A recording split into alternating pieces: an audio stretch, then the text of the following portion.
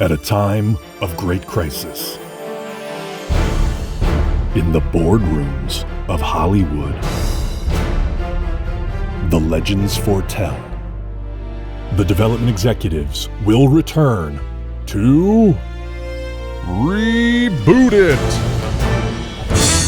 Welcome back to Reboot It. This is the show for the IP era of entertainment.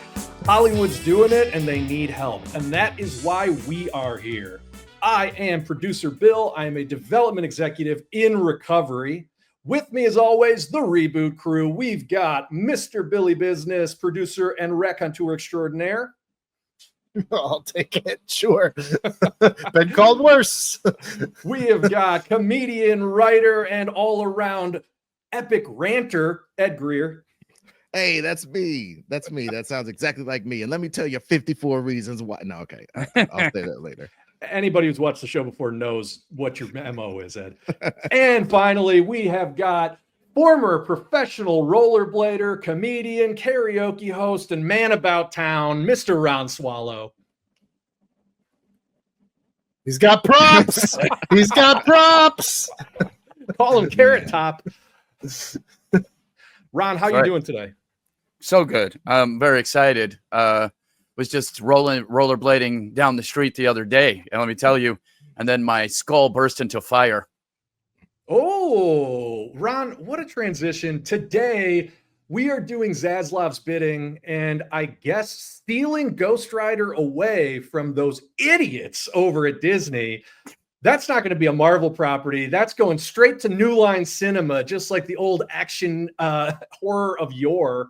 So today, without further ado, the man with the flaming skull on the flaming bike, the erstwhile Nick Cage character. We've seen him on screen more than in just two movies, because we had both Ghost Rider and Ghost Rider Spirit of Vengeance, but then a different version of Ghost Rider came in hard in Agents of S.H.I.E.L.D., which nobody wants to remember except for maybe Ron.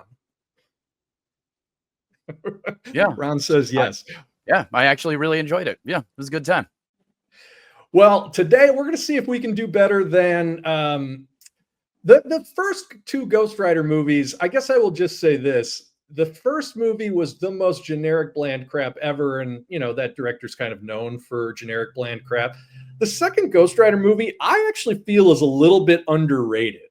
I don't know. Are you guys excited? Let's start with Billy. Does any previous Ghost Rider media excite you at all? I will say Ghost Rider was an integral part of my Marvel Ultimate Alliance team when that game came out.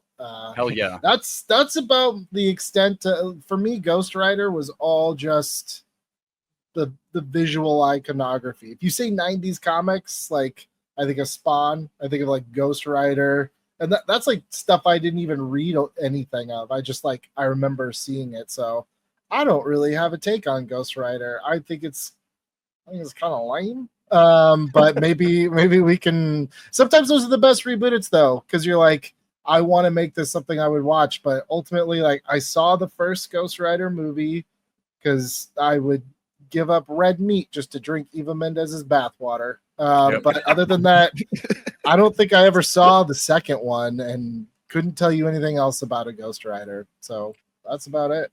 Ghost Rider Spirit of Vengeance, directed by the co-directors of the Crank series. And it had a little bit of that just bonkers visual panache to it. If that's your sort of thing, and it is kind of my thing, you might like it. If not, you're going to hate that movie. Ron, let's go to you. Any Ghost Rider media that you've seen that's appealed to you in these past 50 years? I mean, look, man, when you're a kid, there is nothing cooler than a guy on a Harley whose head lights on fire and has chains and a leather jacket. That shit is cool. I'm just pointing, like, look, it sounds like if somebody was like, all right, what do you think is super rad in the 90s? Leather jacket, firehead, chains, motorcycle, all of it. Boom, nailed it. Now, if you think about it with like any eye to detail or any of that sort of thing, you kind of go, I don't know, maybe that won't age great. Guess we'll see. I think one of the hard things with Ghost Rider is the fact that that flaming skull with the biker jacket looks so fucking cool on the page.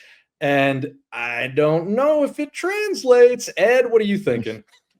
Well, I think the power of the 90s, Mark Teixeira, and I guess Chuck Dixon wrote a lot of that stuff. A lot of other guys, and Javier Saltaires redesigned Ghost Rider into that 90s form, because before he was a very 70s character with a like Evil Knievel unitard on and stuff. Oh yeah, jumping yeah. over, and his bike was all like a chopper, baby. Zed's dead. You know what I'm saying? His bike was more like that versus like this almost iron behemoth Trojan horse thing that he was riding in the 90s. So he got bulked up in a lot of ways, even though it's so funny when his jacket would blow open, you can see that he's just bones. It's like, oh man, he can't eat nothing because when he tried to take a burger, it just burns up before it gets into his mouth. There's terrible. Yeah, again, dude, he probably was badass at s'mores though. Holy shit. Take him camping, Just having a bunch of assholes. You try to take a nap and everybody's just roasted on your head. I mean, that's wire hangers hanging over your neck. That's the first pitch. Ghost Rider at a summer camp, a la Friday the 13th. Yeah, perfect. But just in closing about what is interesting about Ghost Rider, because I don't want people who actually like Ghost Rider to act like we're just going to shit on it, because I personally like it a lot, but just because of the visual, and the visual carries over into like so many different permutations. Like people try to do it so many different ways, and it just all comes back to the visual. Even a Ghost Rider 2099 was fucking dope. It was like a Gibson Neuromancer type shit, and he built like a robot body that was the Ghost Rider. He had like a chrome face, and like the fire was the exhaust from this giant engine that made up his like brain and chest and stuff. That shit was raw as fuck, bro. Like it's always a dope visual thing. And I just think if we can come at trying to give it a why, it could be very successful, guys. Well, let's get into the why a little bit. If you are unfamiliar with Ghost Rider, the character is originally from the 70s, was originally stuntman Johnny Blaze, who I think was mortally injured when he found a cursed motorcycle, but I might be getting that wrong. In any event, he found a cursed motorcycle which bonded him to the demon Zarathos, something like that. Yeah, I think Zarathos or whatever. But yeah, Danny Ketch was the one that got bonded to this freaky bike. Right. That was the Danny Ketch one, and that's the one that I'm most concerned with, because Johnny Blaze has had his fucking day. So proceed. I would agree. I mean, Johnny Blaze was very much of the Evil Knievel era. He was essentially an Evil Knievel stand-in that we turned into a demonic superhero, and I think the culture has kind of moved past that. You could argue the culture had moved past that by the time we got to the 90s, wherein teenage runaway Danny Ketch, who I believe lost his family to some sort of a tragedy, finds his own version of a cursed motorcycle, becomes the Ghost Rider. And the Ghost Rider is essentially a punishing angel or punishing demon. It has some sort of like non-Christian angel and demon. Like it's connected to Marvel hell, the Mephisto hell. And the idea is that he is punishing evil souls, and he has your requisite super strength. He's got the mystical super bike. But his big thing is the penance stare, where if you lock eyes with the Ghost Rider, you are essentially experiencing all the pain that you have caused other people in that one moment. So he was a little bit of a riff on the Spectre in that way, if you're familiar with the DC Comics character, the Spectre. And finally, then moving out of the 90s, they really did a lot of work into making the Ghost Rider a legacy character. In that time, we've learned about Ghost Riders from the past, an Old West Ghost Rider riding a flaming horse. As Ed said, we saw Ghost Rider 2099 in the future. We had the introduction of a brand new main continuity Ghost Rider in Robbie Reyes, who was the character that showed up on Agents of S.H.I.E.L.D., and he was a Latino Ghost Rider driving a flaming lowrider. I don't know if that's empowering or a little bit stereotypical or maybe both. Who's to say? But Ghost Rider has really expanded from that initial pretty clean conceit of just injured stuntman, rides a motorcycle for a living, finds a cursed motorcycle, and now he's a demon out to mete out justice. So I don't know exactly where we want to start, but that's the 10,000 foot overview. I mean, I guess maybe the first question is like, what kind of tone are we going for here? Because I think that this is something that would not really work with your average Marvel movie kind of action comedy adventure tone. I don't know. What So do I you was guys gonna ask. It sounds like you kind of said it in the intro, but just to confirm, we are making this outside of the MCU. We can't use any Avengers to boost us up on this I mean, one. here's the thing. If we're working for David Zaslav, which we are, I would say that as Marvel continues to tank in this not too distant future where perhaps Avengers Doomsday even underperformed, they sold the rights to Ghost Rider to something like a New Line Cinema. And that's where we are right now. So we're almost in the same position as Sony with the Spider-Man movies. This isn't necessarily at odds with the MCU, but we are going to have to carve out our own little niche until we can figure out some corporate synergy to bring him into the Avengers universe proper. I mean, if there's something good Zaslav is good at, is corporate synergy. Corporate synergy, come on. Well, to be fair, well, I don't even want to be fair. So, because he's not here, he's going to be here later, and we're going to have to deal with this dumb crap. So, I'm not going to advocate for him right now. But yeah, what was the question? Oh, what's the tone? What kind of tone do we want to strike? Like I just want to put a bit in for true, terrible, unknowable horror. And just, you know what I'm saying? I just want to put not even the whole movie, maybe, but just some part of it being true, terrible, unknowable horror. Because that's the one thing it's never been. You're not scared of a demon from hell.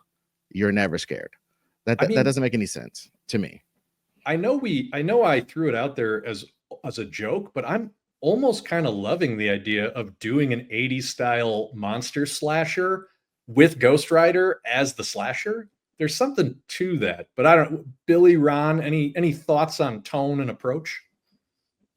I kind of feel like no, look, my memory of this is very hazy, but I remember when I saw Ghost Rider, the Nick Cage one, it wanted its cake, and it didn't. It wasn't a good action movie, and it wasn't a good horror movie. They would sprinkle in some pop, some jump scares to kind of pop you every now and then, but you're like, this is dumb. So I would say, yeah, look, if we're dealing with the supernatural and we're dealing with demons and all that stuff, like I'm on board to take it darker. The action, like the pure action kind of like cranky one, for lack of a better term, already exists. Yeah. So might as well run the other way, right? Yeah. You guys talking has me thinking about something weird. Maybe so look, we live in this current timeline where basically corporations and billionaires are ruining everybody's lives, right? So might it be interesting to do a cathartic like slasher like you guys just talked about, but instead of your normal bad guys, it's more a cathartic scary guy scaring like a bunch of health insurance execs? Or you want to go full Luigi with Ghost Rider? I kind of like it.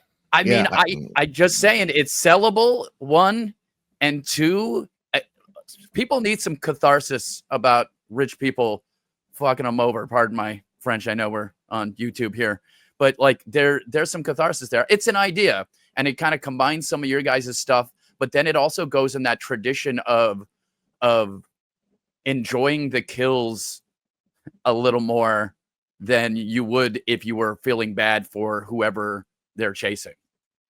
But it also could start off like maybe appearing like they're, I don't know, maybe almost like we know they're execs, but they seem like they're perfectly fine. And then as the Ghost Rider reveals the truth of each character, you start realizing how evil they truly are. Let me ask this question, because I don't know. I remember in the Nick Cage movie, there was always this like, he never wanted to be Ghost Rider. It was like this thing that kind of happened to him, and it was kind of the reluctant hero thing. But is like being Ghost Rider something like you want to be, or is it something where like the Hulk, where it kind of like takes you over? Like, or is that just it depends. Like there's a couple where they want to be like one of them. I can't remember which one. So, maybe Ed or Bill remember, but one of them, their dad is possibly dying. And so they make a deal to keep their dad alive, basically. That was the Johnny Blaze one in the movie, but I don't know Yeah. if they yanked that from a different version's I'm origin. not sure, but I think that you can have the option of that. But in the idea of doing it against execs, it could be something as simple as, I'm just saying, like, to me, like, it almost like doesn't matter who he's going after. It's more just like, to me, it becomes more of like my gripe with the Punisher, where it's just like, okay, someone did you wrong, and then you got all those guys, and now you're just gonna punish everyone. That's boring. But it's like, who watches The Watchmen? Who, like, fucking look at yourself in the mirror. What did you do? No, I mean, I feel that, Billy, but I think Ron might be onto something. Like the idea of, so Ghost Rider has always been a little bit like a werewolf curse, right? Like you're going to turn into this thing. You can either embrace it or you can fight against it. But if you embrace it, maybe you'll go too far. How do you feel about that? I don't know if that's what we want to see in a movie. There's another angle to that where if it's Danny Ketch, who is a teenager, and if he is in a situation where he is feeling completely powerless, that's even more of a catharsis when it's like, not only do I get some power, but I literally get like the power of hell. Like I become an unstoppable, like metal fucking demon. And just in a very exploitation way, leaning into the just cut loose catharsis of that, I think might be more interesting than the whole, do I or do I not want to be a monster, I don't know. I mean, I hear both sides. I guess to me, it's like, well, first of all, I like just personal bias. I don't like revenge movies. I kind of find them very boring and point A to point B and then it's over. Like, agreed. There has to be something more to it than just I get the power and then we get to watch him use it and we feel really satisfied by it. Like, there's got to be something else to it. Ooh, I mean, that's the original John Wick formula. I was gonna say, but maybe again, John Wick is not really my and jam either. Sorry, Ed. God! Wait, what? The first John Wick is very entertaining to watch. Just kind of the fight and the choreography and all that. But then 2 through whatever they're on now. Hold on. Hello. Yeah. Oh, it's Zaslav. He says you're fired. Wrong with the props in this episode. Oh my god, the prop comedy is alive. It's been rebooted. Oh man, dude, Ron, you gotta bring it home sometime later in the episode with one more prop. Dude, fucking Ron Gallagher. Look, guys. Look, it's just I want. No, I would want some sort of emotional anchor somewhere in this. We hear that and we don't like it. So Ed, what do you have to say? Look, this is I think there is a synthesis between the two ideas. Obviously, there's a lot of space for a lot of cathartic action and stuff. Now, personally, I was leaning, or not even leaning. The first thought that popped in my head was there is like this killer bike monster thingy, Candyman, messing people up, destroying stuff, being bad. And it freaks out this group of characters because their friend is caught up in it. And over the course of the movie, we find out that maybe these guys deserve this final destination that's happening to them.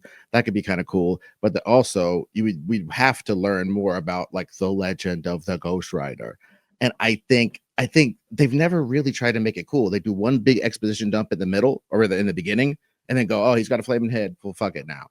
That's not cool. Like you don't discover in any Blumhouse or A24 horror picture, you don't get the whole story of everything in the first 10 minutes. It blooms. It gets more deep. The mythology gets into your bones.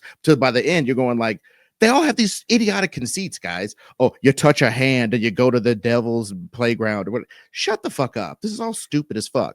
But by the end of these movies, due to the fact that they've parsed this information out in this mythic fashion, you're into it. I think we could do something similar with the fucking Ghost Rider thing. I agree with you, Billy, that at the end, it shouldn't be just like, oh, I killed everybody. I'm the spirit of vengeance. This is awesome. There should be some sort of choice that the character has to make that maybe like the true vengeance that he wants he can't get if he's really going to be righteous about, you know, who should die or whatever. You know what I mean? Like he could just be a wild killer. No, he has to actually make this real decision to control the demon within or whatever for this moment to really be a hero at the end or whatever. But like whether he's a hero or not, I do believe he has to make a choice, Billy. I do agree with that. I do agree that it's not just a power fantasy. There's a little bit of almost a Get Out parallel to be drawn where it's like if the more he just gives in to bonding with the demon, Zarathos or Xanathos, and if we start to, you know, breadcrumb out like what the story is there, why is this demon bonded to a motorcycle, you know, his real personality could start to get more and more trapped in his body, in the Ghost Rider, to the point where it's like, yeah, man, I get you want vengeance for things that have happened to you. I get that you're intoxicated with this power, but like, if you go all the way down that road, you're literally lost to hell. Like you just become a vessel for this demon, and the demon's gonna fucking do stuff above and beyond. You know, the demon takes it so seriously that like your friend who said a mean word or blasphemed last week is going to get murked by the demon if you just let the demon take control. There's something to that. Okay. It's almost like the symbiote in kind of a weird way, like the you know, amplifying the need for there's something interesting too about like I like the idea of like how far do you go before it's not, I mean, I don't know, is obviously spirit of vengeance, so vengeance is in there, but it's like, is Ghost Rider ever out for justice, or is it just like, nope, it's vengeance, you know? Well, I mean, that's always an interesting question. Where's the fine line? The way the penance stare works is like, if you had done horrible things, you basically get the same punishment that you've done to other people, right? So how does that work? Like, so mentally you get or like, yeah, if I kill someone with a knife, then and he looks at me, then I get stabbed with a knife? Or we're making the movie, so the way it works in the comics is you feel the pain. Yeah. So it's like all the pain you have inflicted on other people, you feel it. And maybe your body bursts apart and starts bleeding. Maybe it's all in your mind. You know, that's up to us. You go crazy.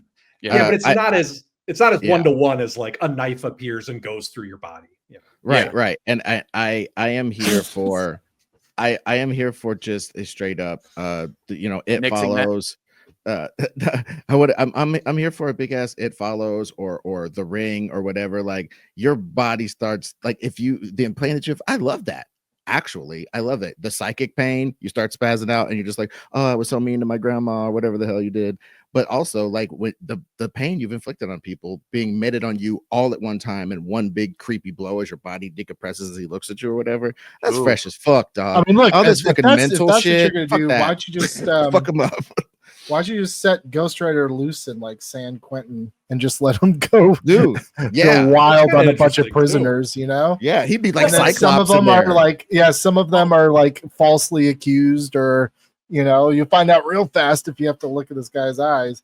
Dude, that's fresh as fuck. Their buttholes, dude. You know? An action scene in there, dude. An action scene in there where he's meting out justice to a lot of prisoners, but like not as many as you would think.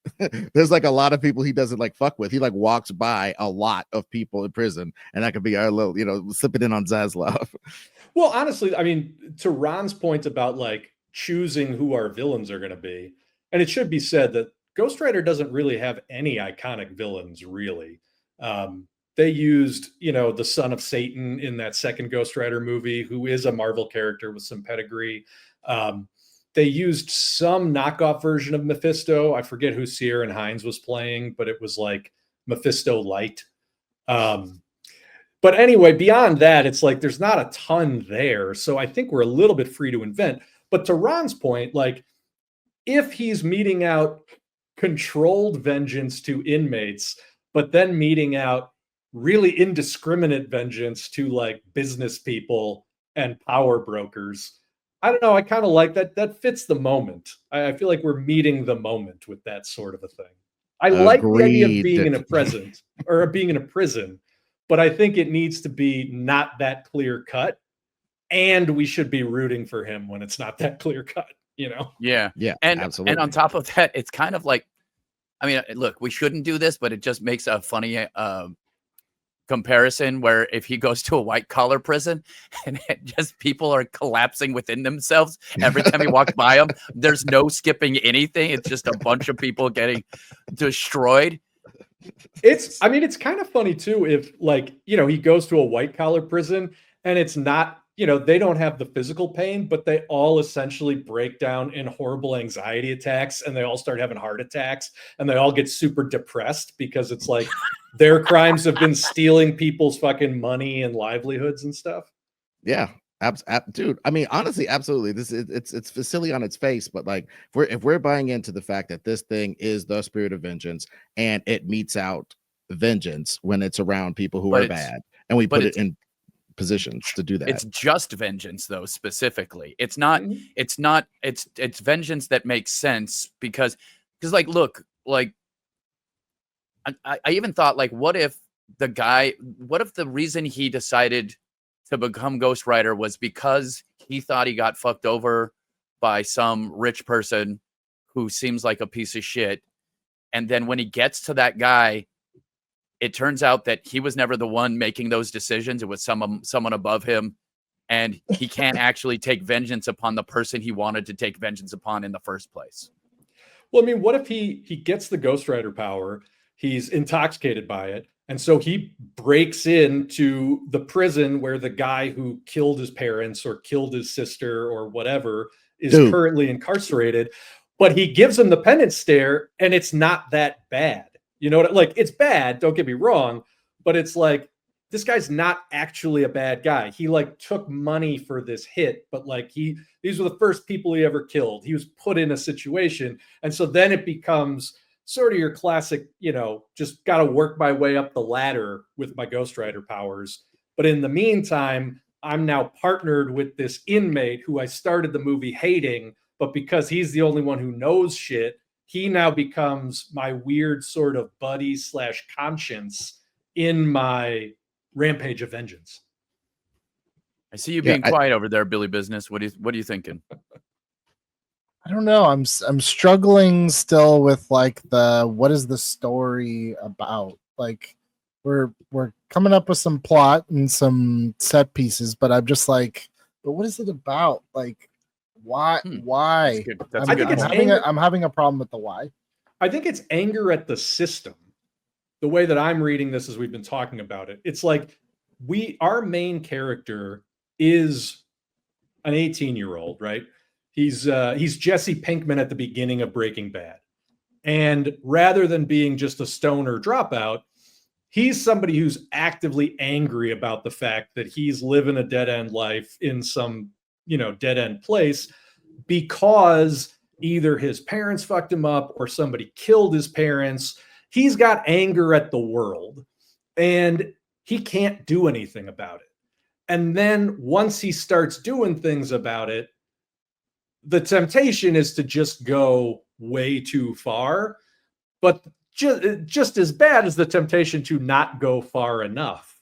And it's a little bit about trying to suss out really what that means. Like, all right, if you are going to take the fight to a power structure, what does that really mean? You're not going to go and just murk all the security guards the way that John Wick does, but you're also not going to just go kill one guy and then walk away. Like it's more complicated than that. I don't know. I think to me, it feels like there's meat there. Okay. I'm warming up to it, getting there. I think honestly, the traditional there's Johnny Blaze right now. The traditional way to tell this story is stultifyingly boring, Billy. And I think that we are bumping up against like the decision to be okay, well, because like honestly, bro, if it's about a little guy up against a lot of stuff, if we render that great, it'll work fine. But the whole fucking point of the spirit of vengeance is, to me, trying to figure out a way to make him be like this death mechanism that once we find out somebody is tied to it, we're scared for them, that they're tied to this thing that's so bad, that's fucking people up so bad, that as this outsized terroristic modus operandi. The fact that we find out little Danny is tied to this thing, we should be like, oh my God, we should be gobsmacked almost.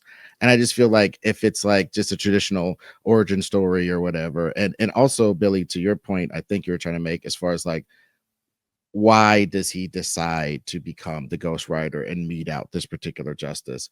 How can we make that be more than my parents got shot or my parents got screwed at a land deal and my dad killed my mom? You know what I'm saying? Like it, you know, whatever kind of White Lotus shit kills parents these days in drama. Well, I mean, you know, Honestly, I was kind of more like, if you were gonna do it, like I would almost go back all the way to the very beginning of what you said. It's like, shit, make Ghost Rider be the Freddy or the Jason, where like if it's our movie, make him kind of an anti-hero or a antagonist, and we don't have to really get into what, like, you know, he's it's almost like Saw, where he's Jigsaw and he's punishing people in horrible ways, and like make him out like that instead of like I get where you're saying meeting the moment and everything. It just feels like like it's treading down to like 90 minutes of just like pure like rage fantasy, which just doesn't interest me. But that's just me. I'm just one of four here, you know? Yeah, and I don't know that we're trying to overrule you, but to me that feels super right. So maybe we can meet in the middle. Ron, I know that you wanted to say something. What would you have in mind?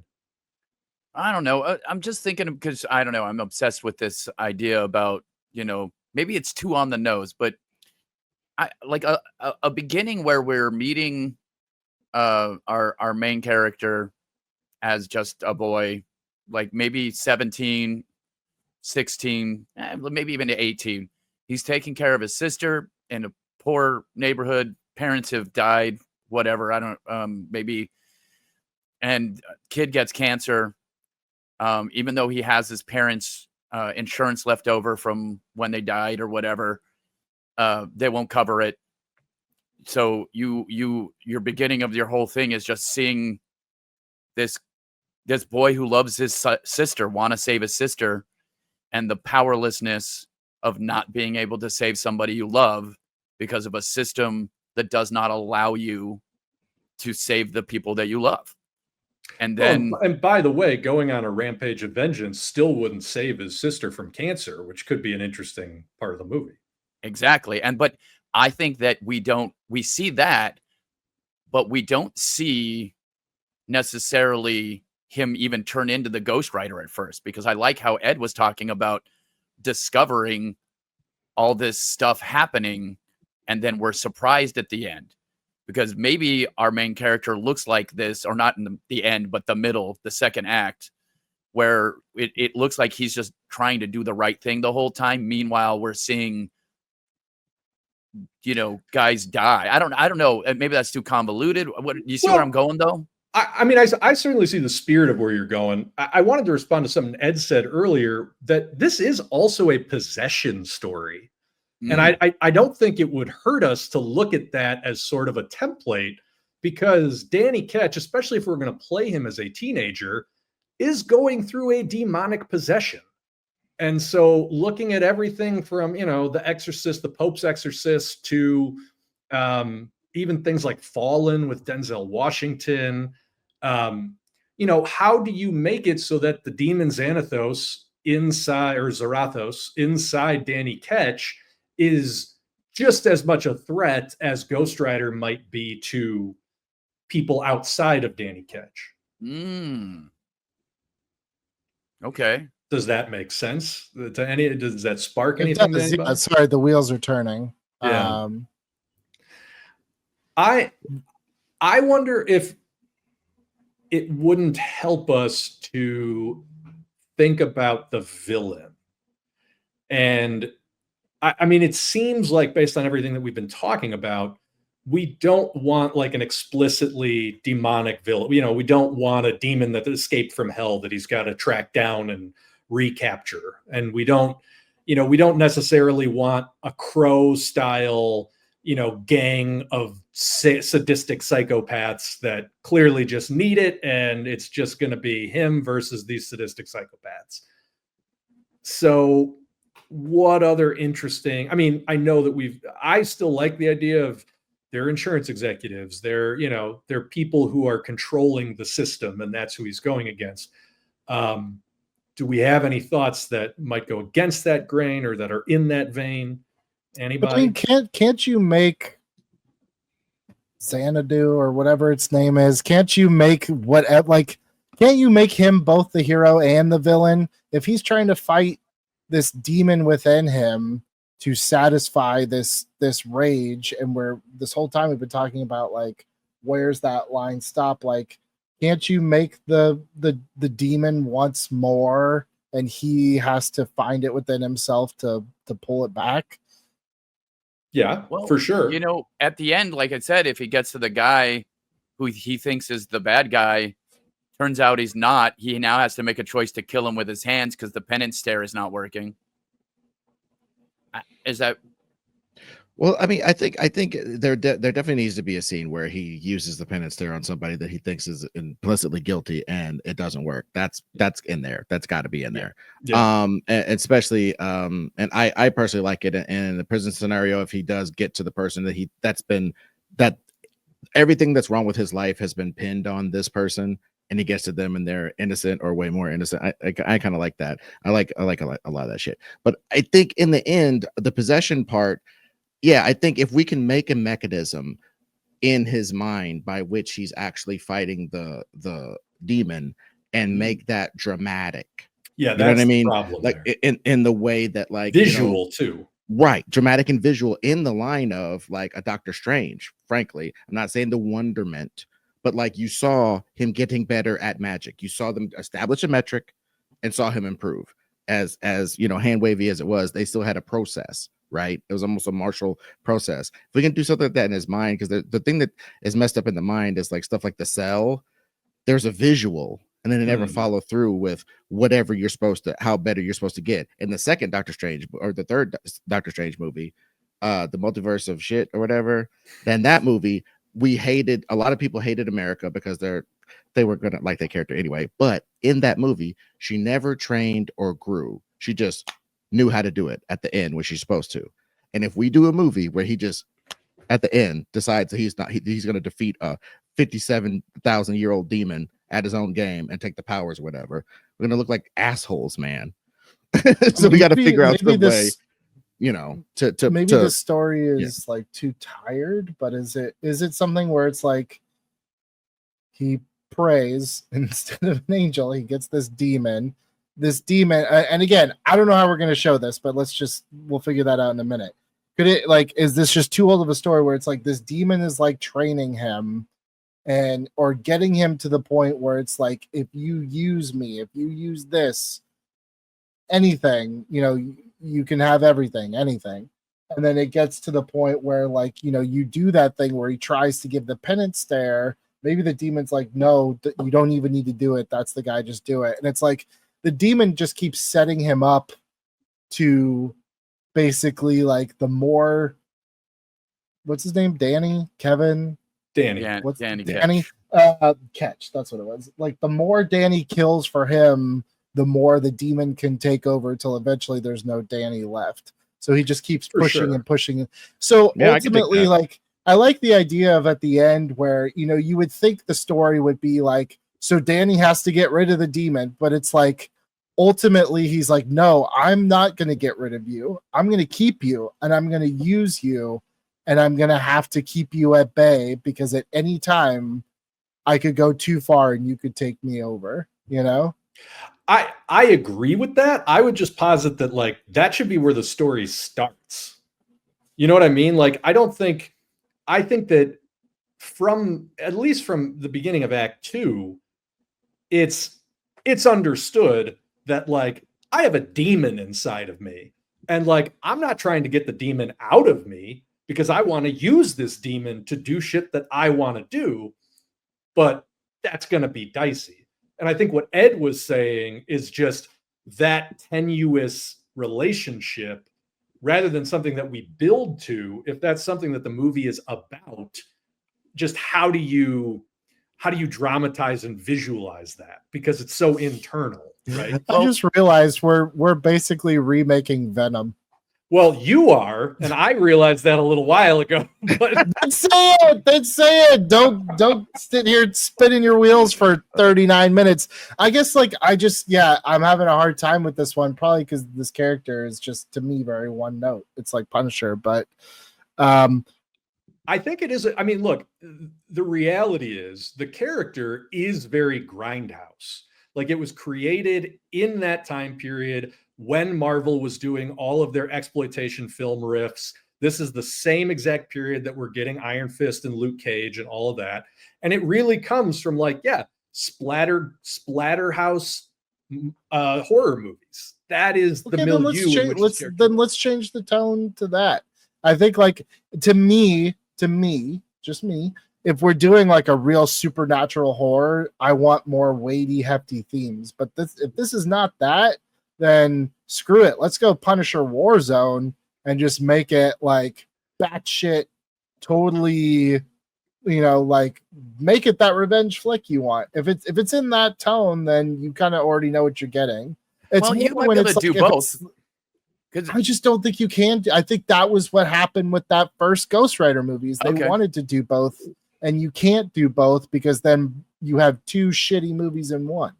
They never committed to being scary, though. I really think if we establish, we have to commit to being scary. Yeah. In the opening, if the first Ghost Rider Jazz is scary, and we don't know that he's the good guy for a while, I think that could assuage a lot of the fears of it being so. I even don't even like this whole bargain Jazz. And the reason why it seems so symbiotic to you, Billy, is because it is the same thing. You go to church, you go somewhere, you kneel down, and you think about Spider-Man, and some goo jumps on you, and next thing you know, you're running across rooftops. It's the same thing with the Ghost Rider shit and a lot of continuity. I don't like that either. I like what Bill was talking about, it being sort of a lycanthropy curse, or maybe even like a family curse, or some weird shit, something that maybe, I don't know, some weird thing you have to deal with, Yeah, I mean, for Danny Ketch, it was literally he came across a motorcycle in the woods and it had a curse on it, unbeknownst to him. And it was just something that fucking happened to him.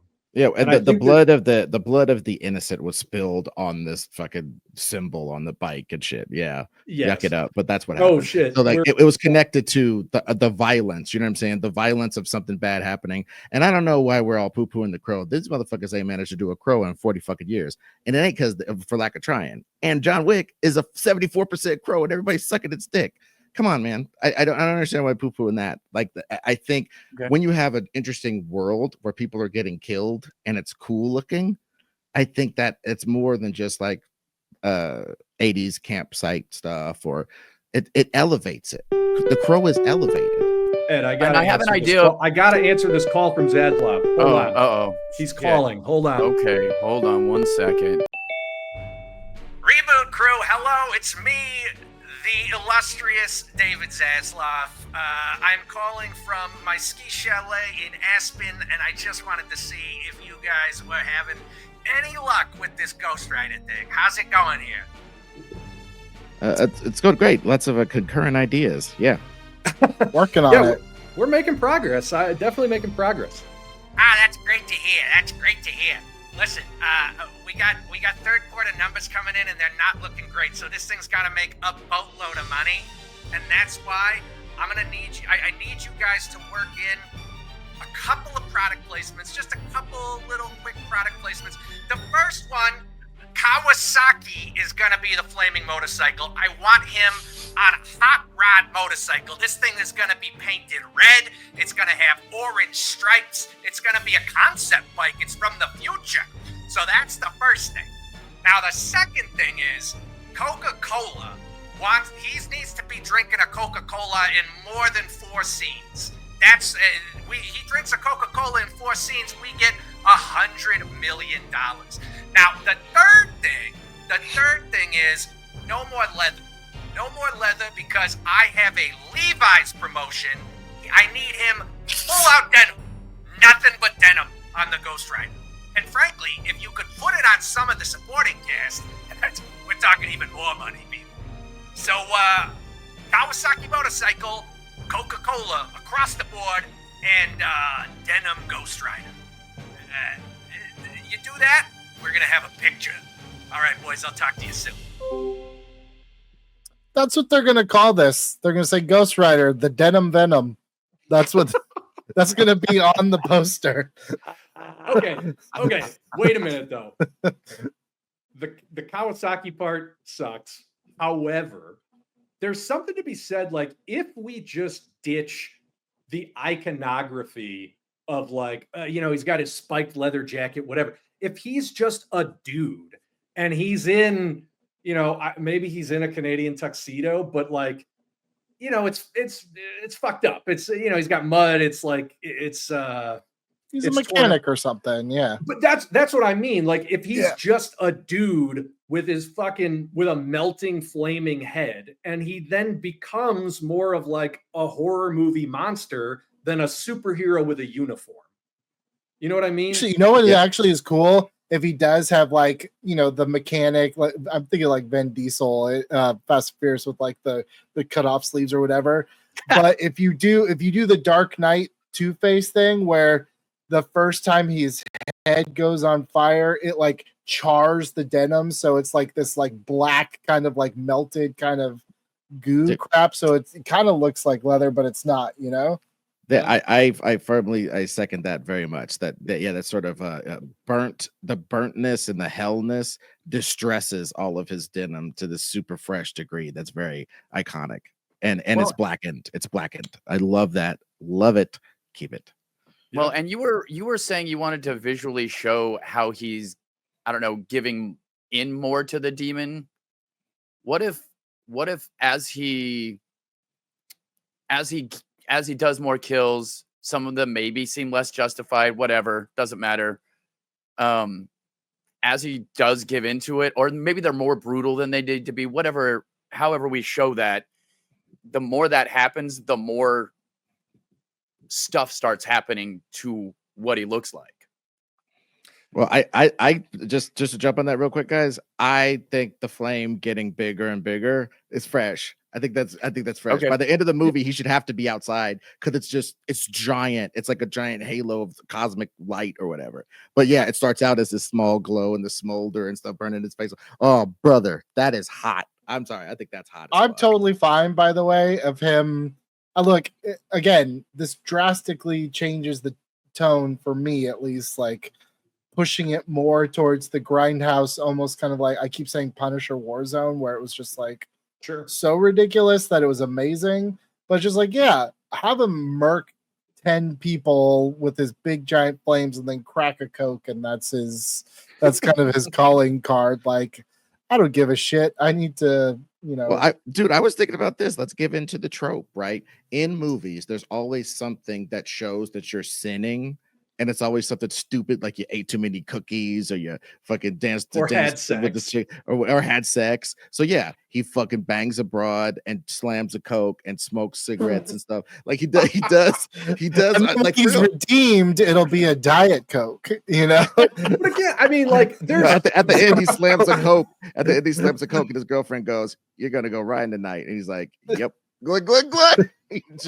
But let me throw this past you. I mean, there is something to going like gritty, not gritty like Zack Snyder, but like gritty like Nomadland.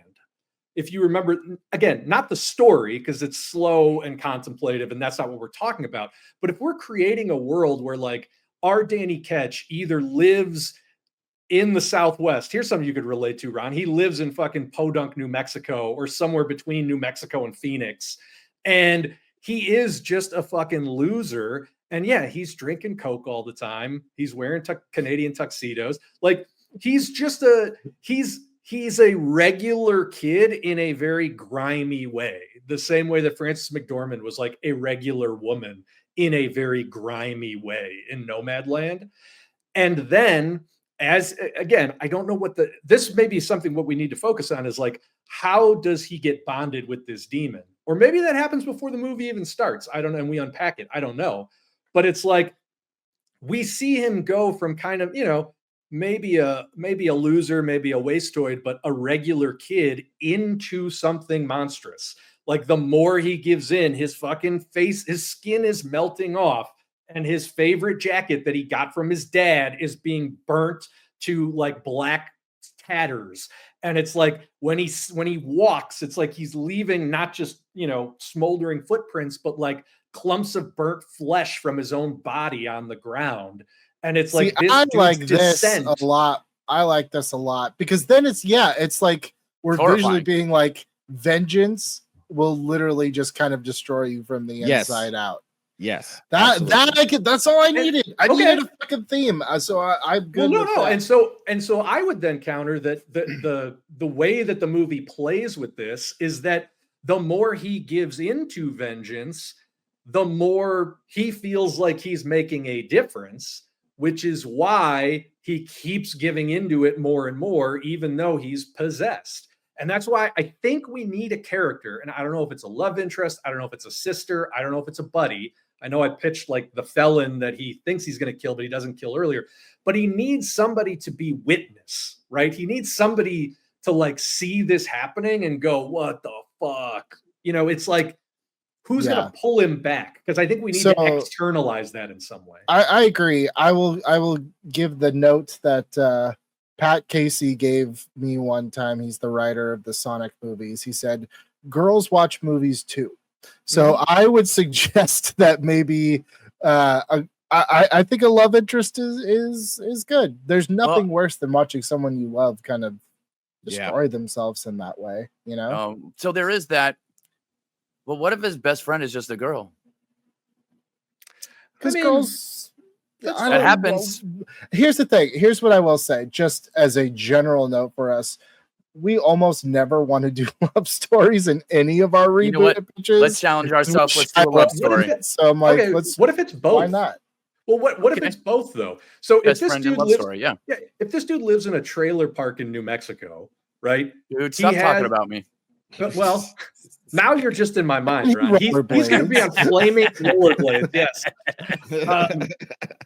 No, but if this dude lives in a trailer park in New Mexico, it's like every dude who lives in a trailer park in New Mexico has his girl, right? Like whether it's just the girl he's sleeping with or whether it's his true love, but like you can't go through that alone. And then either he also has a girl he grew up with, he also has a sister, whatever. Like let's fucking throw more than one woman in. Yeah. I'm thinking that too. And I also think if he does have, personally, I do like a couple tropes though, and one that I must invoke here. I want the slumming girl, because think about this. If we are going to have him go after some people who are bigger than just some gang in New Mexico, if indeed he's riding his motorbike up a freaking skyscraper to get to the penthouse to fuck some dudes up, which he should definitely do. If we're heading there at some point, he did that in the first Nick Cage movie, by the way. So we should be careful. Well, something more better than that. Okay, we'll flap the Space Needle and blow it up. I don't know, something cooler. But the point is, true Ghost Rider shit. Like on bridges, did he do his classic bridge stunt where he goes on like the top part of like Golden Gate Bridge, those top metal parts up at the top? I don't think so. You want to go fuck up some tech bros? Let's do it. Dude, exactly. I'm for real. He's gonna ride to Marin County and pen stare the fuck out of those dorks. Well, honestly, go ahead. What if it? I mean, again, keeping with the gritty realism of it, what if it is a drug thing and it's like everybody's on meth? My dad died to meth. My mom's on, whatever it is. I'm just using that as an easy example. But like, if his anger is toward drug dealers, is toward a New Mexico gang. Fuck, maybe it's a fucking skinhead gang, a skinhead biker gang, right? But it becomes this thing where he's ultimately like going after government officials as opposed to going after tech bros. Like he's going after like the governor of New Mexico, or he's going after like a border patrol unit that has been like helping them smuggle it in. I just like the idea of this fucking gross flaming demon from a trailer park in New Mexico is going to go kill some fucking government official, like somebody high up that he should not have access to. Yeah, I feel like this movie needs that. Oh yes, and the high up government people with at least governmental access. Government people would be in it, but like the corporatists that tell governors what to Yeah. do, those Sure. type of Okay. people getting murked at the end as the true super biggest bad. I just end you all day on that. And I just think to me, there's somebody though, if he is this concept that the Ghost Rider can just ride wherever he needs to go to fight the evil because somehow he has some sense of evil is so fucking stupid. I can't even call it.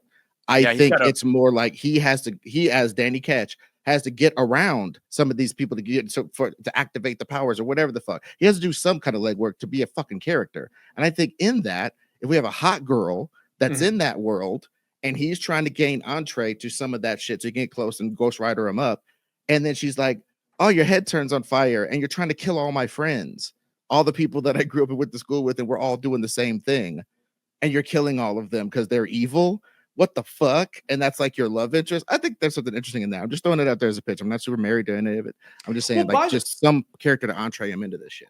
I mean, the classic screenwriting way to externalize a very internal conflict is to surround your main character with supporting characters that all vocalize different sides of that argument. Mhm. So if he has a girl that he loves from back home that is pushing him too far, maybe she's in love with the power, and he also has his sister, and she just wants vengeance for the parents.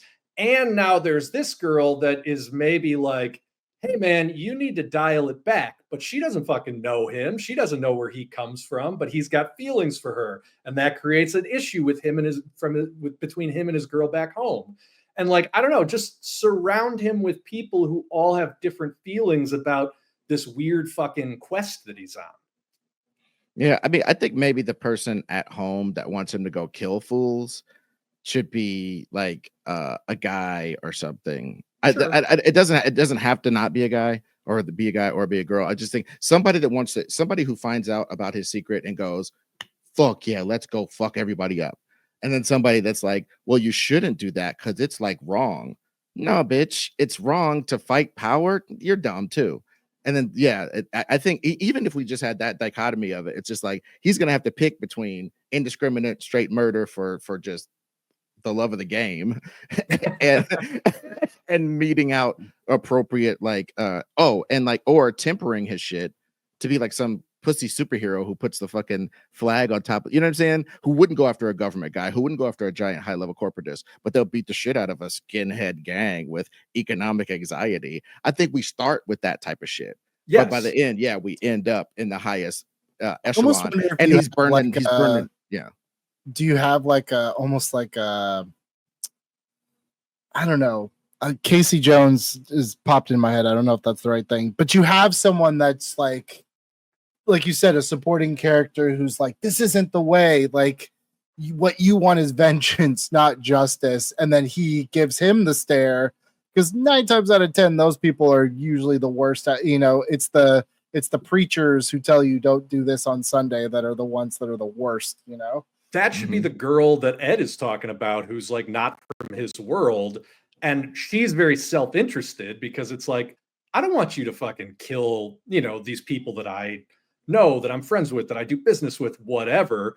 But then you pen and stare her ass. And it's like, that's where the depression and the anxiety pen and stare comes in. It's like you fucking crumble her mentally because it's like, no, bitch, you are in the world that fucking hurts people and you don't realize it and you Right. need to fucking realize it. And you do it on purpose. It's not this whole like, oh, you participate, that stupid meme about like you participate in society. It's not that. She's No. literally making deals that she knows will kill X amount of thousands of people, which is why the deal is so big and good. And people do it all day, every day. It's not slightly whiplash shit. That's real life. When you're talking about healthcare management, when you're talking about stuff that distributing drugs that really fuck are people up. addictive. You know what I'm Yep. saying? Yeah. All those Removing industries. security from fentanyl I was just going to shipments. say, what if we just Right. make this explicitly about fentanyl? And like the spine of the story is essentially like how fentanyl gets trafficked into the United States.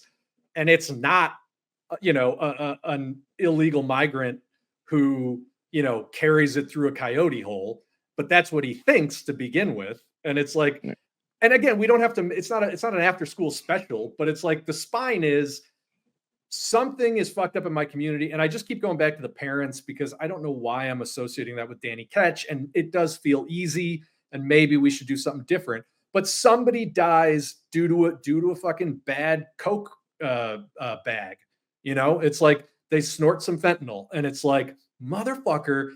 And again, he's in a trailer park in New Mexico. It's like, these fucking illegals are bringing in fentanyl. Like somebody needs to fucking do something. And that's where it starts. And because he has the power, he just keeps going, and it just keeps getting more fucked up the farther he keeps going. Yeah. Him And it finding leads out to stuff. the corporations who That's are what I'm allowing this saying. to happen. Yeah, I love that. I mean, Right. it could be everything from like a pharmaceutical company that's that is using it, because you can use fentanyl in a lot of things. And so it's like they're trying to get it in because they're going to use it to develop whatever, anti-fentanyl. Uh, yeah. I mean, I don't know. The idea that it's a pharmaceutical company that's paying for fentanyl to come in because they have some kind of cure for a fentanyl overdose seems a little hack, but it's like, you work Well, your way up the chain, and I think the spirit of vengeance is there in that, like, the first stuff that impacts our hero or impacts his community to this place that he wants to do something about it can be like that, be the fentanyl shit, but it goes up and up and up. Is all I'm saying. Like he has to, like, these guys who did this to my brother, I killed them, but at the last guy, as body was folding up like a fucking origami napkin, confessed to a lot of stuff and knowing a lot of dudes that are like right over there. And I got to go over there and mess those dudes up because they're part of it. And then you up the chain and more possession. I dig that. It's almost like just this much of a, not detective story, but like just this much of a him having agency in proceeding after these targets and having to do some of it as Danny Ketch without the powers. The powers don't just activate because he says so. I think there should be some things where he definitely thinks they're going to activate and he's getting fucked up. He gets himself in a John Wick situation. It gets absolutely fucked up. And they're lucky that they don't know that he's the Ghost Rider. You know what I'm saying? They wouldn't have probably done that. But then later he can come back when he's mastered the powers or when he finds a real crime on them or something and meet the vengeance. I also like the idea that if it's a little bit of a road movie and they're out, following these leads, whether it's him and one other person or whether it's him and this group of people or whatever, he can also turn into the Ghost Rider at times where it's like, why the fuck am I the Ghost Rider right now? And that, even if that happens once, I feel like there's a scene you can get out of that where it's like you as the viewer start to understand that, oh, he kind of likes this. It's like, it's that moment. It's almost like a, Superman taking a fun flight moment where it's like they're out in the middle of the desert, there's coyotes howling, and suddenly it's like his fucking skin starts to melt.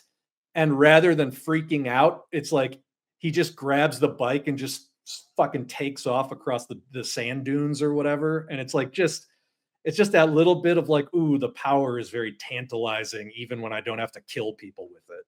Right. And even to the point where, like, when he starts to ghost out, like, it was that the skin would burn off and it would be really fucked up and he would fight it and he would go, and now he just like rips some of his own face off that's stubbornly on there. He's just like, get this shit off of me. I love Get that. it off of me. I need it right now. You know what I'm saying? It's like an embracing of the power and the demon side.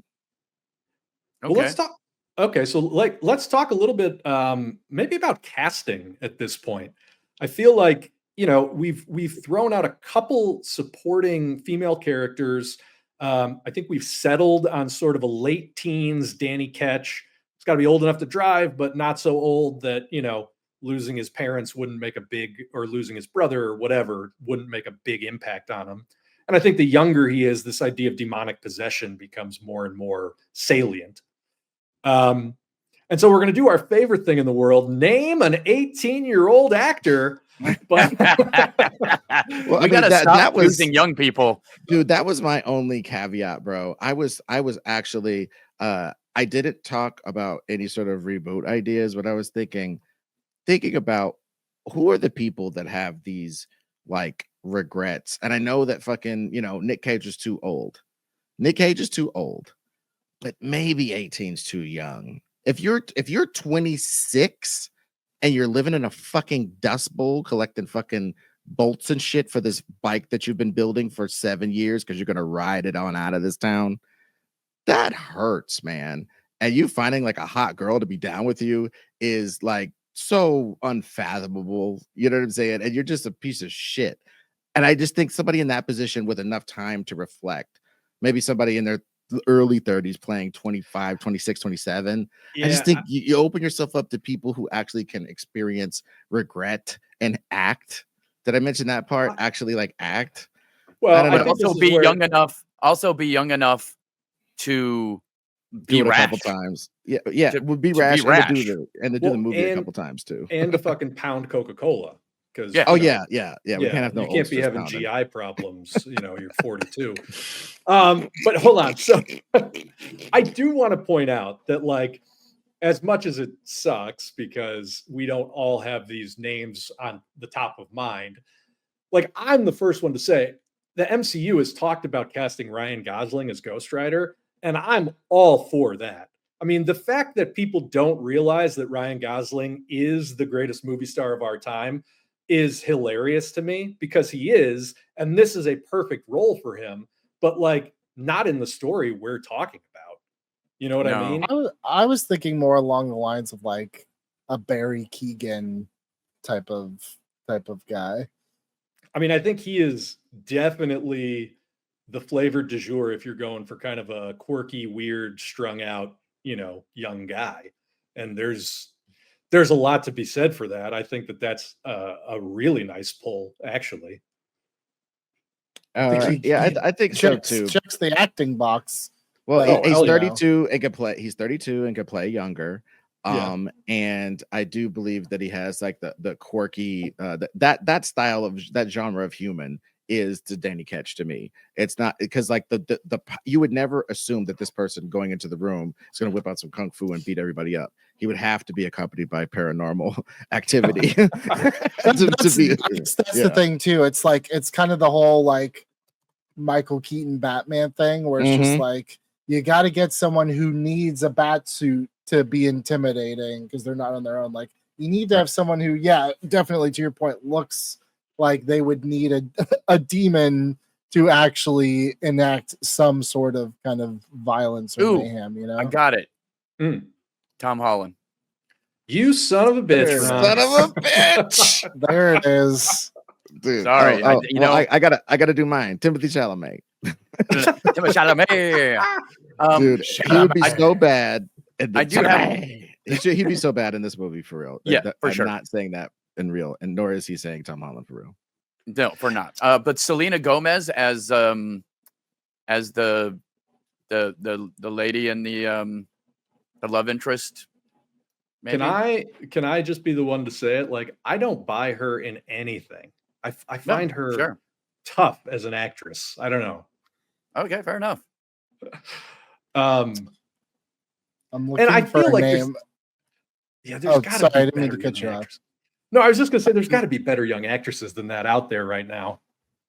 The other name that I was kind of thinking of possibly for Ghost Rider is Lewis Pullman. I remember him as Bob from Top Gun Maverick. He's actually a really good actor. He's also in Bad Times at the El Royale.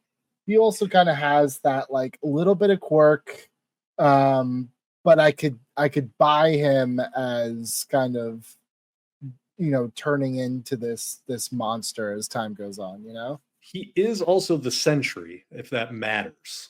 I just want to throw that out. Oh, from Thunderbolts. Oh well, the MCU doesn't matter. Who's it? Jim Chan's like 5 different people. Fuck it. I'm still throwing it out there. No, you're good. You're good. I'm just saying. Well, okay. Another. Go. Another. I mean, she's the choice for the time and is popular is Jenna Ortega. I mean, this is She'll the put type the butts of movie. in the seats. Yeah, this is the type of movie that fits her filmography too. Like she is kind of our reigning scream queen. So if that's the line that we're trying to walk, that makes a lot of sense.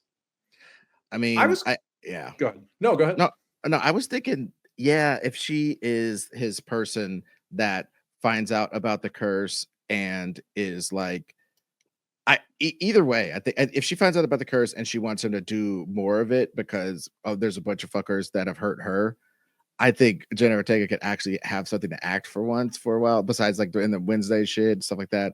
I think her acting that could be really baller.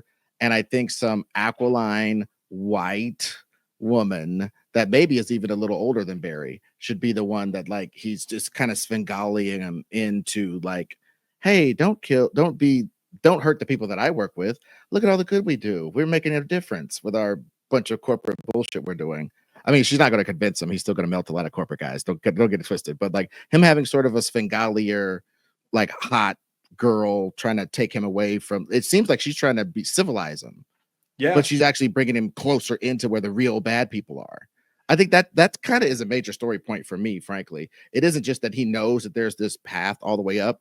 Is that the penance there and that ability once he gets around these people, it can arouse like him seeing their sins or doing whatever. You know what I'm saying? I think that could be really cool.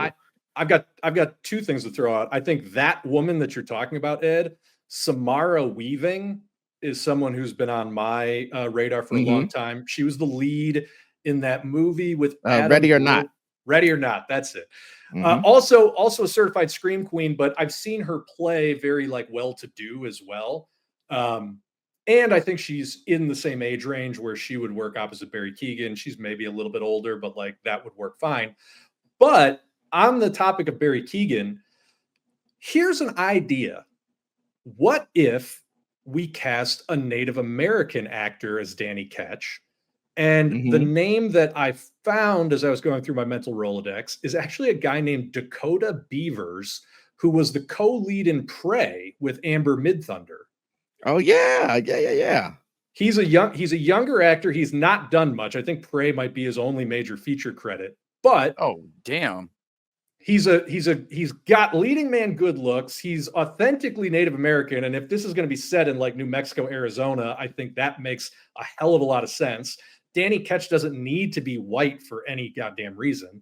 Right. And especially if he's going to be kind of down and out. Like we could even start this on a reservation. And Dude, it's even more like stunning for him to like be showing up in his fresh garb and shit. Not totally, he's not trying to make him go full people of the Indios, but like he shows up as this Native American person in this coffee clutch of corporate crackerdom and evil at the end. It adds so many layers, and Homegirl bringing him into there and being like, oh, you're a good one. You're a good guy. And, I could bring you around my corporate people, blah, blah. And then he like, his face melts off and he starts killing everybody because they're fucking evil. I kind of love that on some level. And just to go further on your point about the lore, Ed, I mean, if Zarathos, he's not a Native American spirit, we're not going to be that hack, but around the reservation or whatever, he is the source of like skinwalker myths, is the demon Zarathos, like being bonded to these discarded items that you just find in the desert. And I feel like that's sort of an interesting take on the myth. You could still get like the Ghost Rider as the Pale Rider of Death back in the 1800s, but it's on a Native American reservation. I mean, maybe he hunted both Confederate and Union troops that would dare step upon their land back in, the 1860s. It's like you could really, again, it doesn't need to be a huge plot point. We don't need flashbacks, but it could. Imagine how the penance stare works on a colonialist. You know what I'm saying? They're just like, I moved all these people off the lot. I Trail of Tears them all up, but I'm a good guy. My fucking body. Yeah, dude. Yeah, that would be hardcore as fuck. And that being part. And you said it, discarded items. I know this is cliche, but it's just maybe he is doing the Danny Ketch thing of building the bike, and he's been making it out of all these parts that he's found and all this different shit, and something that he puts on the bike, even if it's some weird thing that got bled on by the 57th Ghost Rider from 1962 that crashed in a James Dean thing doing something, and he gets this one little piece, a carburetor, a fucking spark plug, some little thing that has that evil, so quote unquote evil, or that so-called spirit in it, transferred down, and he puts it in his bike, and there you go. I just think that's the commune with the devil, so he doesn't have to have this talk to the demon of the night and all that shit. Check this out too. You know, one of the things about the bike being super fancy, maybe it changes dependent upon where he's going. You talked about like Skinwalker or whatever, but maybe the bike, the reason he can get into the high society now is because that bike looks futuristic during that time period. Well, I was going to say, That's what if kind of interesting, Ron? There is something to that. What if, and this doesn't take away from that, Ron, he's building just the sickest, most hellish chopper you've ever seen, and it gets destroyed in Act 1. And so you think that's going to become the Ghost Rider bike, but then he's got to get on, David Zaslav's Kawasaki somewhere along the way. Yeah. Because and that's where the curse is, right? Because right. He thinks he's building the demon bike. Yeah. Right. He thinks he's building the demon bike, but he built the demon bike, and that is what got the shit inside of him. But now that it's inside of him, he can put it on stuff to Billy's fucking symbiote point. You know what I'm saying? He jumps on a bike. Venom jumps on a horse. Venom horse. He jumps on a bike. Ghost Rider bike. He takes a stock Kawasaki, pushes some kid off, jumps on a stock Kawasaki, and by the time he's down the road, it's got flaming wheels and a super sick styling, like you were talking about. Yeah, we're gonna sell a bunch of Kawasaki's. I'm fuck my soul. And then Biff hits a manure truck at the end. He's like, "Here, kid, let me take this hoverboard." Yeah, no, that's hardcore. Yeah. No, we're gonna have a rollerblade scene. It's gonna get cut. We're gonna put on a DVD, Ron. Don't worry about it. Good. Yeah, I'll be the stunt guy. I'm kidding. I can't do that anymore. 48. There's no physical media. So let's talk director. It's an interesting tone. We're kind of walking a line here. It's going to have aspects of like an investigative mystery movie. It's going to have a whole heaping helping of just a revenge, work my way up the totem pole movie, which I feel like is everything from Parker to The Raid. And then it's going to have, if we do it right, a whole heaping helping of like body horror and just some good old fashioned like creep exploitation horror baked into everything. And I feel like that's not just any director. We know it's not going to be Robert Eggers because he's recently said he has no desire to make any movie in the modern era, even though I feel like he could handle the tone. So who do we think could handle this weird mishmash that we've cooked up here?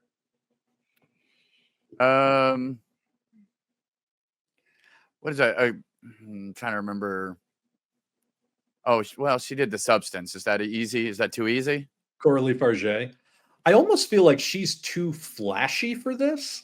I don't know. I still have that kind of Nomadland feel in my head where Coralie Farge is just so stylized. This is maybe a hack choice, but it'll get us rolling. Brandon Cronenberg, son of David Cronenberg. I mean, he certainly has the body horror bona fides. I think he certainly has sort of the fucked up drama, gonna lose myself in this horror or not. Maybe even some fucked up sexual politics of it. Like all of his movies are infused with that. He might be a little too mannered to go all out with some of the more like gore heavy action, but I don't know. Even as I say that, I feel like I don't know if that's the case, but he's directed. Yeah, go ahead.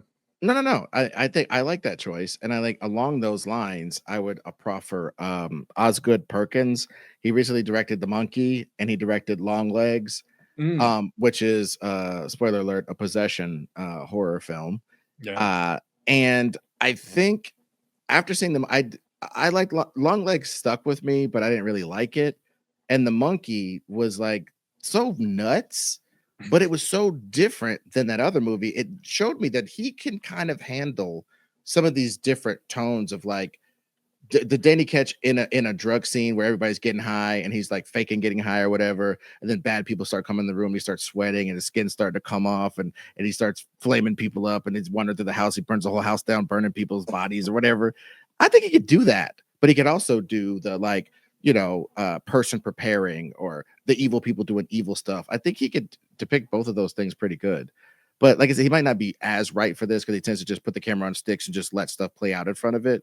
but Mm. somebody that could get the hang of shooting action much in that way, where you kind of put the camera and you see the Ghost Rider go by really fast. I'm really tired of relative speed. We've talked about this on the Flash Yeah. reboot. People Yeah. don't know how to render speed. We must render speed in this movie. We must render like the grip and the downforce of a bike going that fast. We must have, by the end of this, Ghost Rider has burned everything from asphalt to marble floors. Everything that interacts with the Ghost Rider is burnt and fucked up. The trail that he leaves is supernatural and fantastic. When people see what the shit he's wrought, it should be impressive and fearsome. You know what I mean? You get all that in there. No, I agree. And yeah, like the last thing I want to see is a camera on a goddamn, the camera car just tracking along with the Ghost Rider and keeping him right there in Yeah. focus as we go. That's No, it's like we're seeing a ghost. We have the privilege of seeing the ghost. You know what I'm saying? Like we're the ones who can consistently see the ghost. I mean, speaking of seeing the ghost, a name that I feel like is maybe too highbrow for this project that comes to mind is Steven Soderbergh. Like, as you know, I don't know that you could ever get him to work on a franchise property, but I think he would kind of nail this. Like, he loves working in every tone imaginable. He is an editor above all things, and his films are tight and his films are crisp, and he can make something both creepy and feel every day and feel tactile in the way that you were just talking about, Ed. So that's a pie in the sky one, but I don't know, that it just came to mind. I don't have a strong argument for this one, but I really liked Alien Romulus, and that was it Fede Alvarez? That is, He also I mean, did go Don't Breathe. Huh. Was the other one that I really liked. Don't Breathe. I never saw the second one, but I kind of love that because that Alien Romulus, I watched that on a plane, and that thing is so much better than it has any right to be. And the tone of it is actually quite similar to what we're talking about here. Like it has a real believable heart driven by an ensemble cast of desperate people. It has some really outstanding gore and mood, and it's again tactile and visual in the way that it would need to be. Yeah. And my last suggestion, Ron throw one out there if he wants to, but like my last suggestion, I know Bill didn't see it, but Talk to Me was a $4 million Australian movie by the brothers Philippou, and like, man, they set up this curse way this curse works in one scene, and the rest of the movie we're spent meeting people who will eventually fall into the curse, watching them try to defeat the curse, and in the end they lose, basically, spoiler alert, but they seem like they had a fighting chance because they showed you the metric of how the curse works and why this character was experiencing more of the curse than the other people who interacted with the cursed object. I mean, I don't know, man. It's maybe too linear thinking, but it's like they did it for $4 million fucking dollars. We give these guys $20 million, they're gonna go nuts. There's gonna be like 3 or 4 really cool Ghost Rider scenes, and the rest of it, that sort of body horror we were talking about, we could get away with that. For I'd say this could be a $40 million movie and still be good.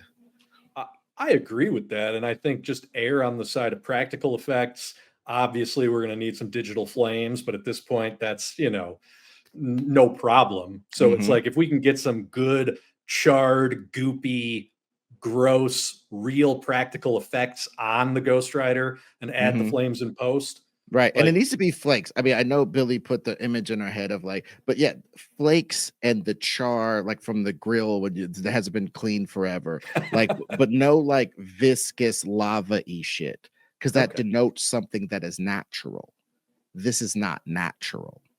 You know what I'm saying? I feel like the flames do that what nature would do in our imagination to denim. Denim would just burn up, but it burns up just enough to look cool. The fire is just real enough to look cool, but never real enough to be like goopy or lame. And I think if there is goop, it's because he's melting shit. And that shows the power. You know what I'm saying? He doesn't have black goop from like Icor from hell and or shit like that. But yeah, if he walks through fucking, something that melts like that, then he's got it all over him for a second or whatever as he burns it off. And I just want to place him in a tactile reality, because this does get really stupid if we don't continuously pound home the point that he's a real thing that's really there. If we kind of get to PlayStation 2 on him.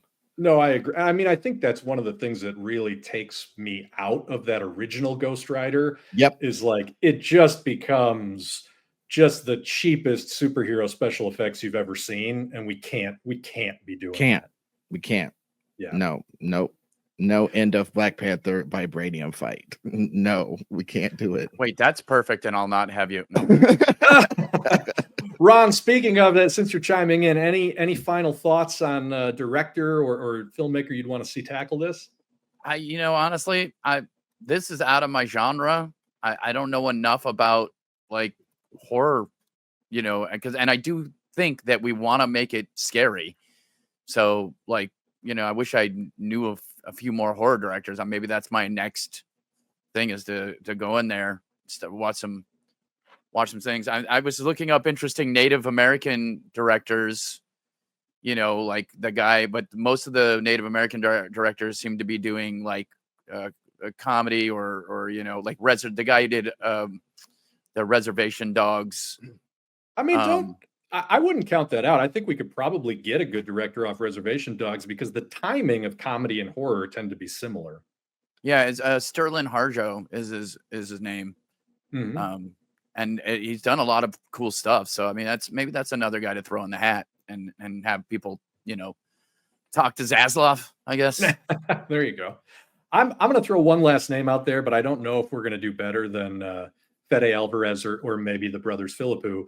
But a guy named Chris Nash directed a movie last year called In a Violent Nature, which was not a great movie, but conceptually, tonally, and visually was a really interesting movie. And it essentially told the story of a slasher movie from the point of view of like the supernatural Jason style monster. Yeah. And I just think from a visual standpoint, like that is kind of what I'm seeing for this movie. And I also think that rode this weird line of like, it's a horror movie, but is it? It's almost kind of a satire. And again, I just think that would serve us well. So just another name to throw in there. How you feeling, Billy? Tired, but great. Well, barring how much Coca-Cola we're going to put in this thing to meet Zaslav's request. Yeah, Billy, have a Coke, buddy. That gives you great energy and pep for any task you'd like to do. I'm ready to call this one, guys. I'm going to say it. Here we go. We have achieved reboot. We have got an indie-influenced, down on his luck, Native American Danny Ketch, played by probably Dakota Beavers, possibly one of the kids from Reservation Dogs. But he is living in the Southwest. His family has been torn apart by fentanyl. He has at least a love interest that he's grown up with, if not both a love interest and either a male or female best friend. We need to figure that out. But when he, by accident, builds into his chopper a cursed spark plug, so a cursed bolt, a cursed nut, he becomes host to the demon Zarathos. And Zarathos turns him against his will into the Ghost Rider, which he immediately decides to use to seek vengeance on those who've ruined his community by trafficking fentanyl. But that task proves to be way more complicated than he originally thinks. At some point early in the story, he tries to use his penance stare on somebody that he thinks is the worst of the worst, and it turns out they're maybe not that violent. They're maybe not that awful. And as he keeps trying to figure out who is really to blame, he's going up the chain, interacting with government officials, corporate people, gets essentially roped into a new way of thinking by a corporate love interest that we're saying is probably going to be played by Samara Weaving, someone who can try to tell him, look, this world that you're in is not this black and white. You can't just go around killing people. You need to understand that there's good and bad, but the good outweighs the bad. until, of course, she gets penance stared and realizes, man, you are fucking up some people's lives. Along the way, he's pulled every direction as it relates to this new curse that he has, where is he going to let the demon take over? Is he going to subsume his humanity and get pushed down into the sunken place? Or is he going to take control of the Ghost Rider and make the final decision as to who gets murked and who doesn't? We don't know. We'll figure it out as we go. We've got probably Fede Alvarez, maybe the brothers Philippou, maybe Chris Nash, a good list of young hot filmmakers who could handle this weird tonal mishmash. And guys, I feel pretty good about this one. I know, Billy, this isn't your cup of tea necessarily, this type of movie, but I feel like we really made some progress here. I would watch it. And that's all we need at the end of the day is, would you watch it? And I would. Yeah, and in the end, I think we'll have satisfied the people who liked it. From the reasons why people liked it in the 90s were all the things we have in here. Cursed object, check. Young hero, check. Person who realizes that it's not that black and white to just destroy people on your bike, check. And we got that sweet Kawasaki in there, baby. Money. Yeah. And he's wearing a jean jacket the whole time. Come on. Oh, dude. Oh, yeah. And by the way, on the real shit, Zaslav is kind of a genius. You know what I mean? Because like that burnt denim jazz instead of the leather is cool. I can see it so clearly. I can see kids burning their Canadian tuxedos and wearing them to school and Ghost Rider cosplay. And I think we have some great visual stuff in here. Last things last. Great visual stuff of like the intensity. Like most of the time, horror's in the dark. But by the time he's fighting these evil people at the top, his light is so bright. You know, his head is so bright and burning so bright. You know what I'm saying? He's like the supernova on Earth towards the end. I think that's an interesting way to beat regular horror tropes. And I love it. And just like a dude in black walking far away, and you see his head light up. And we know the Ghost Rider's coming and the characters in the scene don't. Maybe his cursed part was like the headlight in the front. Just to kind of really hammer in that. Yeah, hammer it in. Yeah. I like nice. I like that a lot. It also just feels like, you would trap a demon in sort of like a glass dome of some kind. That's where he'd be. That's I like tight. The haunted headlight. This guy really coming in at the end with the dunk. Yeah, I love it. Awesome. Ron, any last thoughts? Look, I as long as that jean jacket also has a Judas Priest patch, we're doing, or Iron Maiden or any of that. Because like when I was growing up, like my Native American friends were super into metal, and they were wearing jean jackets with patches. I don't think it's probably changed that much because New Mexico does not change much. Mm-hmm. Yeah, and I'd love for this uniform to be like almost like the drive jacket. For the young white boy trying to look cool, that style is. I want that to be for the young Southwestern kids. I think that'd be us contributing to the culture. And I mean, last things last, this movie's going to have a kick-ass metal soundtrack. If for no other reason, then that is exactly what our main character would be listening to, given his circumstances. Oh yeah, and if we're doing super last things last, the corporate people will be murdered, guys. We're not going to slack off on that. We're not going to let Zaslav talk us out of it. Corporate people are going to get murdered in such heinous ways, burning tires, bursting their fat gullets from eating the poor. Oh my God, it's going to be awesome and gory and good. This motherfucking thing is R-rated, baby. Cathartic. Who's Daniel Zizlu? Well, who's this character that you're killing? I don't know. I was just saying, at least one of those characters is going to be very toothy and have a thick New England accent.